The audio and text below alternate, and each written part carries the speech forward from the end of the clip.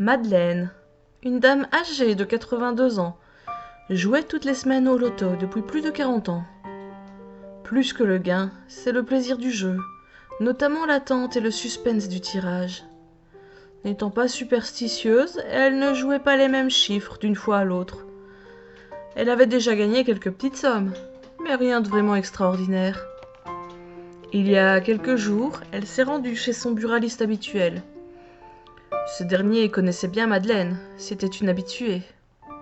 Toujours la même commande, un ticket de loto et un femme d'aujourd'hui.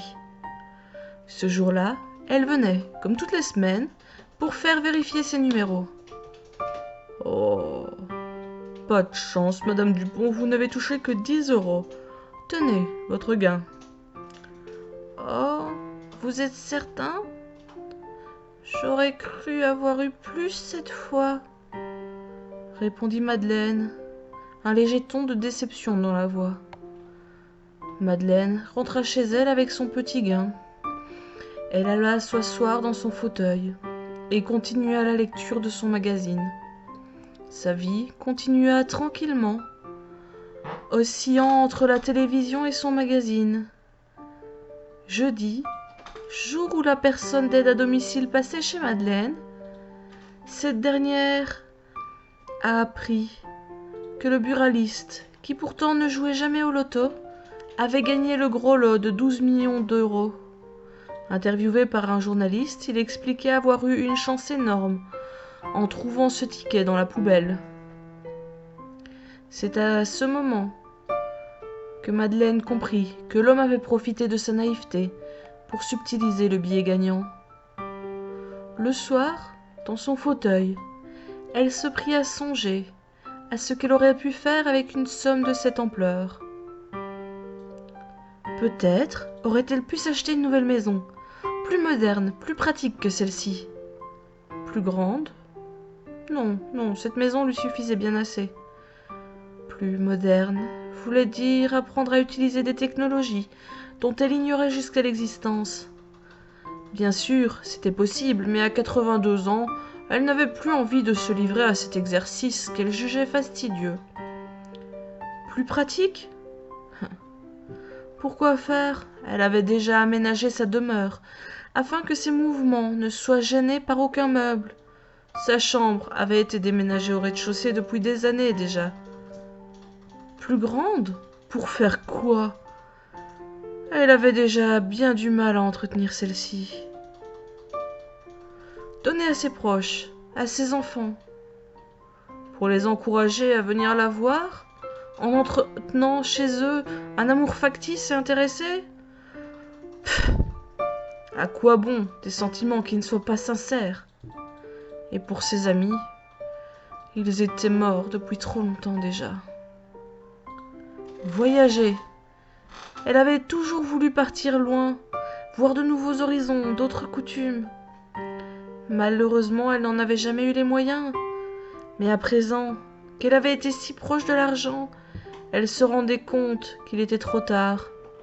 Percluse de douleur, elle endurait à peine le bus pour allier d'un quartier à l'autre. Alors, le train ou l'avion, n'en parlons pas.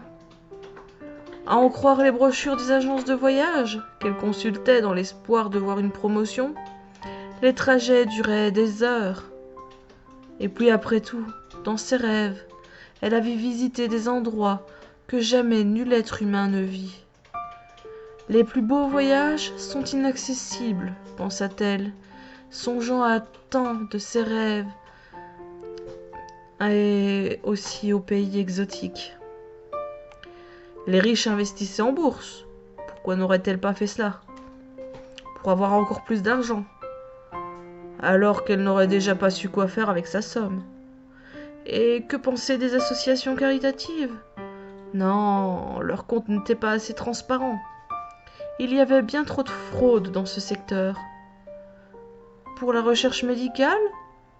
Oui, à condition que ce soit pour sauver des gens, et pas pour aider l'armée à créer des armes bactériologiques.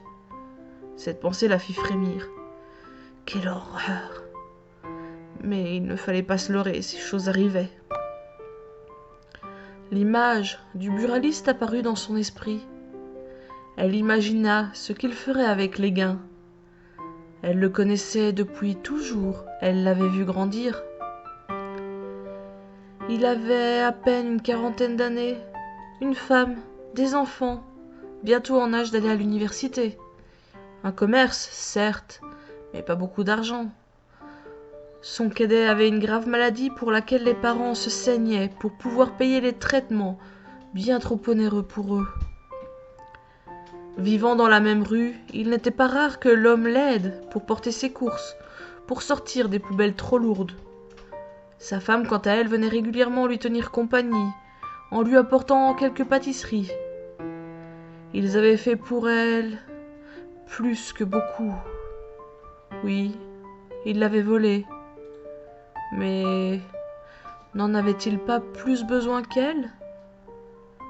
Au final, ce que Madeleine trouvait le plus dommage, ce n'était pas la roublardise du marchand, mais bel et bien le fait qu'il déménagerait probablement plus près d'un hôpital, dans une maison plus grande, avec un jardin pour les enfants.